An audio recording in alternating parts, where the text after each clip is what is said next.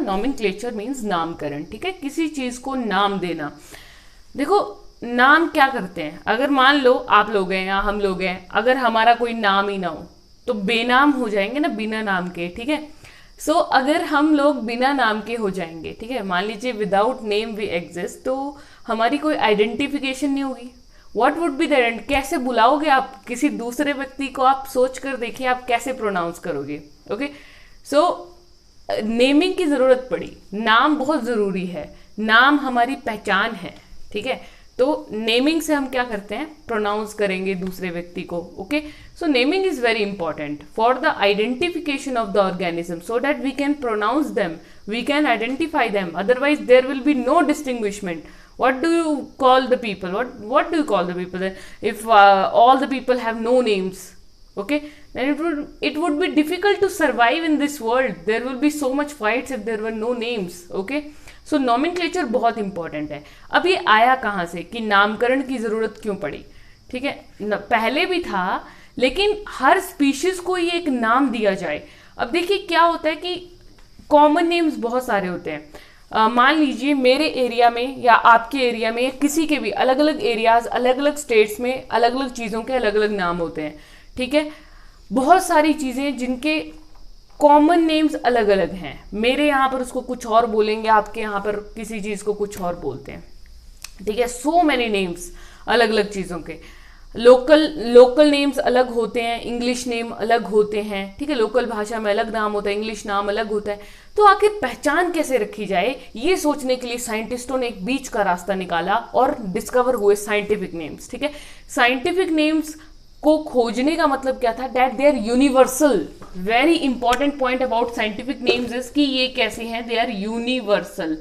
Okay, देखिए universal का मतलब है कि ऑल ओवर वर्ल्ड वाइड इनको एक्सेप्ट किया गया, और साइंटिफिक नेम हमेशा एक ही होता है, ठीक है, उसका कोई ऐसा नहीं कि ये स्टेट में जाके बदल जाएगा, सब जगह कांस्टेंट रहेगा। इसलिए साइंटिफिक नेम का कॉन्सेप्ट आया, और ये सबसे पहले साइंटिफिक नेम्स या नॉमेनक्लेचर का कॉन्सेप्ट किसने दिया, कार्लस लीनियस नामक साइंटिस्ट ने 18th सेंचुरी में ये कॉन्सेप्ट दिया, ठीक है, कार्लस लीनियस ने। और साइंटिफिक नेम्स आए कहाँ से, जो हम इंडिविजुअल्स को क्लासीफाई करते गए ना, इतनी सारी क्लासिफिकेशन हो गई, इतनी वास्ट क्लासिफिकेशन हो गई, सो एक नीड, उस प्रोसेस ऑफ क्लासिफिकेशन के दौरान ही एक नॉमेनक्लेचर की नीड का उजागरण हुआ। Okay, so there are two words in the scientific names, genus and species. Scientific name हमेशा दो शब्दों से बनता है, जो पहला शब्द है उसे हम जीनस कहते हैं, एंड सेकंड वर्ड को हम स्पीशीज बोलते हैं। इनके कुछ रूल्स कन्वेंशंस हैं, आप बोल सकते हो, नॉमेनक्लेचर के कुछ कन्वेंशंस हैं कि दो वर्ड्स हैं, पहला पॉइंट तो यही आ जाएगा, जीनस एंड स्पीशीज, ठीक है।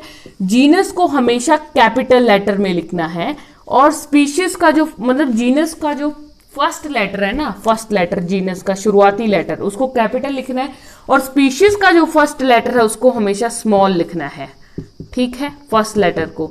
समझ गए इतनी सी बात, ये कन्वेंशन है। अब नेक्स्ट कन्वेंशन क्या है, ये फर्स्ट सेकंड थर्ड कन्वेंशन की बात करें।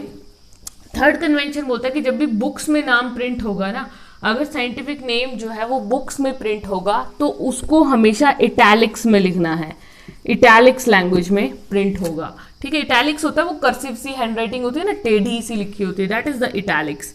फोर्थ,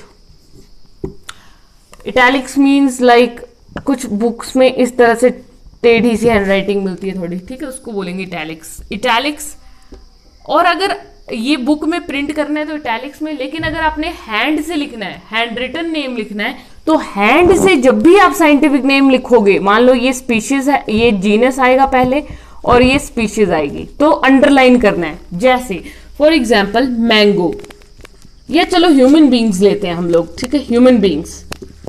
ह्यूमन बींग्स का साइंटिफिक नेम क्या है, ह्यूमन बींग्स का साइंटिफिक नेम होता है होमो सैपियंस, ठीक है, या होमो सेपियंस। होमो यहां पर है जीनस और सेपियंस यहां पे क्या है, स्पीशीज, ठीक है। तो होमो का एच कैपिटल है और सेपियंस का एस स्मॉल लिखना है, जीनस का फर्स्ट लेटर कैपिटल और स्पीशीज का फर्स्ट लेटर स्मॉल। और हैंड रिटन है तो मैं हमेशा अंडरलाइन करूंगी, ठीक है, और बुक्स में आपको अंडरलाइन नहीं दिखेगा, बुक्स में सिर्फ इटैलिक्स में दिखेगा। So this was all about nomenclature.